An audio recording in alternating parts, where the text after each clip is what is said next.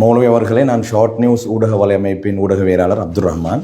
எந்த நோக்கத்தின் அடிப்படையிலே இந்த மதரசாவின் நிகழ்வுக்கு அரசியல்வாதிகளை அழைத்தீர்கள்? சென்ற காலங்கள் எங்களுக்கு பார்க்கணும், இலங்கையில் உள்ள நிறைய மதரசாக்கள் அதே மாதிரி உலமாக்கள் எந்த விதமான அடிப்படையும் இல்லாமல் விமர்சனத்துக்கு உள்ளாகி கொண்டே இருக்கிறாங்க. நிறைய பேரை விமர்சித்து கொண்டே இருக்கிறாங்க. அதே மாதிரி முஸ்லீம் சில சொசைட்டிகள் மதரசாக்கள் விமர்சித்து கொண்டே இருக்கிறாங்க. அதுக்கு யாரும் சரியான முறையில் பதிலதி கொடுக்குறோம் இல்லை. எனவே நாங்கள் பார்த்த எந்த விதமான நியாயமும் இல்லாமல் ஒரு அநீதியான முறையில் தான் இதனாலும் இந்த மதரசாக்களுக்கும் உலமாக்களுக்கும் ஒவ்வொரு விஷயங்களை இந்த சமூகத்தில் சிலவங்க தான், எல்லாரும் இல்லை, சிலவங்க விமர்சித்து கொண்டே இருக்கிறாங்க. அது ஒரு காரணம். ரெண்டாவது எங்களோட உலமாக்கள் எந்த நாளும் ஒரே இடத்துல இருக்கப்படாது. அவங்க அரசியல்லையோ இந்த அரசாங்கத்திலே அல்லது ராஜ்ய சேவை அரசு சேவையிலையோ அதே மாதிரி பிரைவேட் சில இடங்கள்லையோ எல்லா இடத்துலையும் இவங்க ஈக்க வேணும். உலமாக்கள்ன்றது மஸ்ஜித் இமாமாக மட்டும் அல்லது மதரசா ஆலிங்களாக மட்டும் இல்லை, இவங்க எல்லா இடத்துலையும் முன் வர வேண்டும் என்ற நோக்கத்தை வச்சுதான் இவங்க இந்த கிராஜுவேஷன் செரமனியில் எங்களோட இந்த கன்வகேஷன் இவங்க எல்லாரையும் நாங்கள் அழைக்கிறது.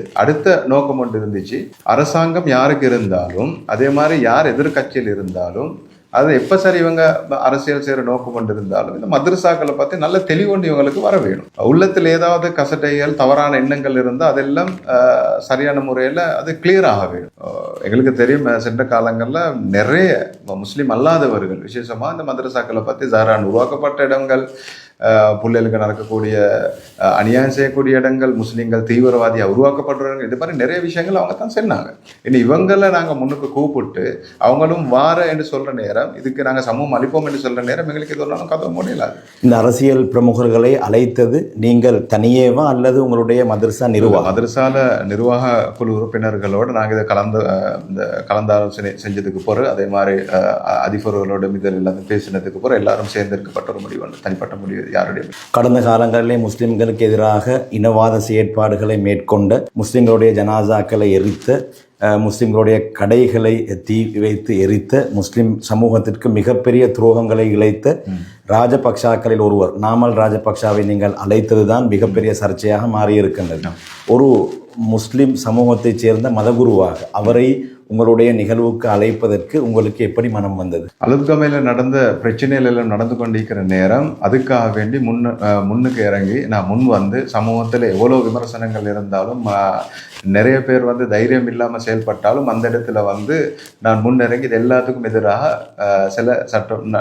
சில நடவடிக்கைகளை நான் எடுத்தேன். அது மட்டும் இல்லை, கொரோனா காலமாக இருக்கையிலும் அல்லது அந்த அரசாங்கத்துக்குள்ள முஸ்லீம்களுக்கு எதிராக நடக்கக்கூடிய ஒவ்வொரு சதித்திட்டங்கள்லையும் என் பக்கமாக யார் இல்லாட்டும் சமூகம் எனக்கு என்னை விமர்சித்தாலும் அதே மாதிரி எனக்கு யாரும் அதுக்கு ஒரு சப்போர்ட்டிவாக இருக்கல என்று இருந்தாலும் நான் இதுக்காக வேண்டி தனியாக போராடினு உதவியாளர் உங்களுக்கும் தெரியும். கொரோனா ஜனாசா இருக்கப்பட்ட நேரத்தில் முழு சமூகமே முன்வராத ஒரு சந்தர்ப்பம் பண்ணது, யாரும் பேசுறதுக்கு பயப்படுற ஒரு காலத்தில் புரல் அந்த கணத்துக்கு போய்த்து இதுக்கு எதிராக நில்லுங்கன்னு சொல்லி நான் தனியைத்தான் அதுக்காக பேசுறேன். நான் செஞ்ச செயல்கள் எல்லாத்தையும் நான் இந்த நேரத்தில் இதை நான் தான் செஞ்சேன்னு சொல்லி நான் சொல்ல மாட்டேன். விசேஷமாக திஹாரியை பற்றி பேசுறதா இருந்தாலும், கம்பா டிஸ்ட்ரிக்ட் முஸ்லீம்களை இந்த கொரோனா ஜனாசாலை பற்றி பேசுகிறா இருந்தாலும் அவங்களோட உள்ளத்திலே சில விஷயங்களுக்கு இது என்ன காரணம் என்று சொன்னால், ஹாஸ்பிட்டலில் கொரோனா ஜனாசாவில் எரிக்க கொண்டு போகிற நேரத்தில் அப்போ ஒரு சந்தர்ப்பத்தில் எங்களுக்கு சந்தர்ப்பம் கிடைச்சிட்டு இது எல்லாத்தையும் ஃப்ரீஸ் பண்ணுறதுக்கு கோல்ட் ரூமில் வச்சு மோச்சரியில் இடமில்லைன்னு சொல்லி இந்த நேரத்தில் வத்துப்பிட்டி வேலை அந்த ஹாஸ்பிட்டலுக்கு அந்த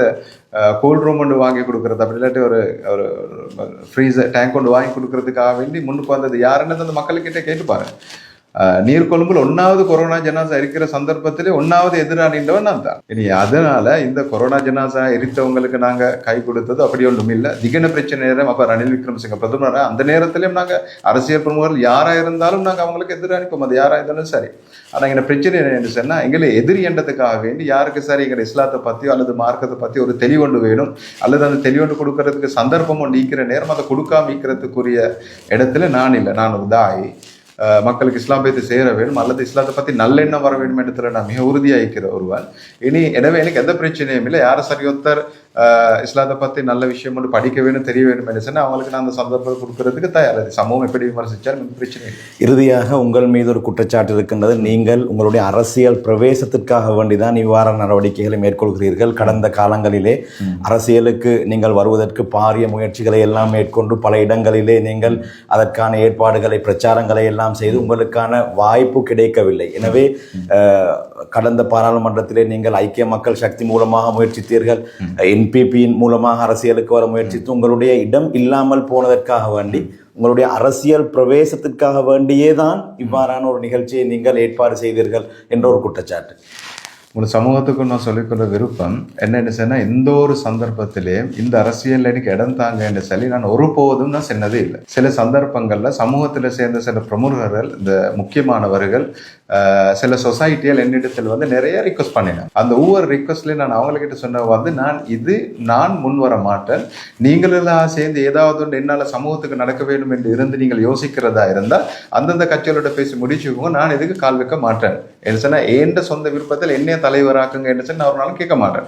அது வந்து இஸ்லாமிய ஷரியாலே மார்க்கத்து ரீதியாக பிழையான ஒரு விஷயம். அதனால அது சமூகத்தில் அந்த குறித்த நபர்கள் யார் யார் முன் வந்தாங்களோ அவங்கக்கிட்ட அதை தெளிவுபடுத்தி கொண்டா நல்லது. நீங்கள் ஆலிம் இல்லை, உங்களிடத்திலே மௌலவி சான்றிதழ் இல்லை என்ற ஒரு குற்றச்சாட்டும் சொல்லப்படுகிறது. நீங்கள் ஆலிம் இல்லையா? நான் ஒரு ஆலிம் இல்லை என்று சமூகத்திலேயோ அல்லது சில குறிப்பிட்ட நபர்களோ சொல்ற நேரம் இல்லை நான் ஆலிம் தான் என்று நானே சொல்றது அவ்வளோ நல்லம் இல்லை. இன்ஷா அல்லாஹ் அதனுடைய பதில் வந்து எங்களோட மதரசாவுடைய கௌரவ உறுப்பினர்கள், எங்களோட ஓபிஏ, எங்களோட பிரின்சிபல், அதே மாதிரி மதரசாவுடைய டிரெக்டர் போர்டு அதுக்கு பற்றி ஒரு நல்ல ஒரு விளக்கம் ஒன்று அவங்க கொடுப்பாங்க. இன்ஷா அல்லாஹ் ஒரு 2-3 நாளையில் அவங்க அதுக்குரிய பொறுப்பை எடுத்துக்கிறாங்க.